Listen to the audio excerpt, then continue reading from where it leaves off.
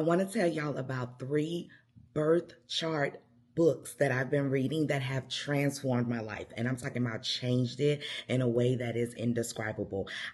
For context, I grew up Jehovah's Witness, so I couldn't read any of these cards. I didn't know about astrology. I didn't know about any of these things because it was considered demonic. It was considered part of the world, etc. If you know, you know, right? Well, as I've gotten older and I've transitioned out of that religion, I started to explore and really try to understand, because if the Egyptians in ancient Egypt could base the pyramids off astrology and off the stars perfectly, I think there's something to it, right? So I started reading these books and I want to share them with you.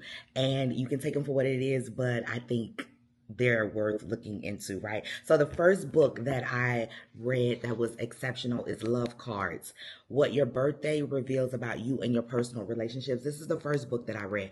When I tell you, I looked up my birthday, I looked up my ex's birthday, I looked up my friend's birthday, I looked up my colleagues, my business partners. I want to know how we flow together, why it works, why it won't work.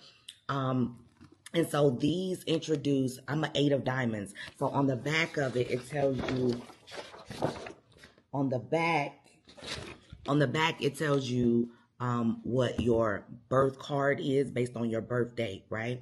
And birth charts are based on your birthday, your birthplace, and your time of birth.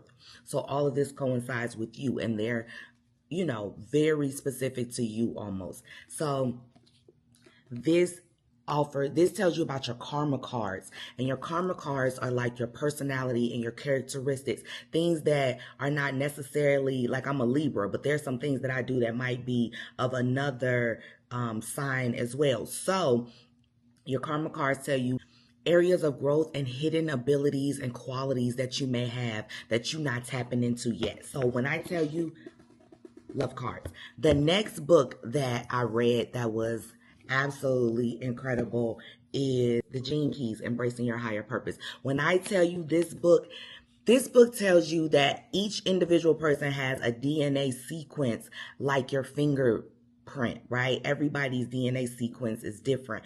And the trauma that you store, all of the fears and doubts that you have is genetically in your DNA sequence, and you can override that by going through it and pushing through it. Like, you gotta embrace the storm, you gotta go through the pain, you've got to acknowledge it, and on the other side of it, you'll be a better person. So you can take a test, and it's based on your time of birth, your place of birth, and your date of birth. If you don't know your time of birth and all that stuff, you can also just flip through the book, and wherever you land, like I just landed on Food of the Gods: The Mathematics of Love and Selfishness. Do you see what I just landed on? So you can also open up the book. I'm going to thumbtack that.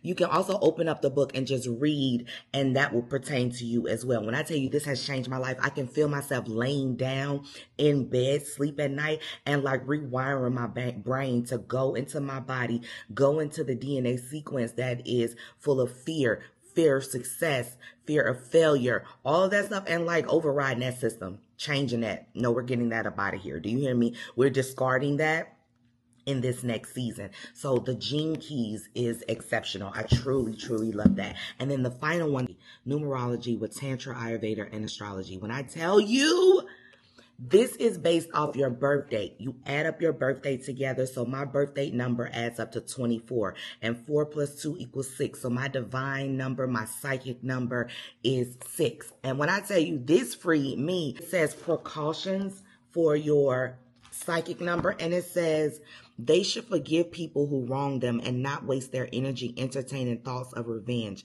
bearing grudges, and brooding over unpleasant events of the past harm their nervous system. Because one thing about it, 3 things for certain: I will hold a grudge, I will remember, I will write it down, take a mental picture, and I will never forgive you. Do you understand what I'm saying? I'll never get past it.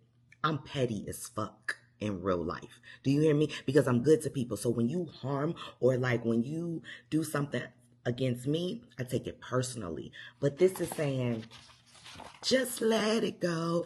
And I have. And that's changed my life. Do you hear me? I've It changed my life.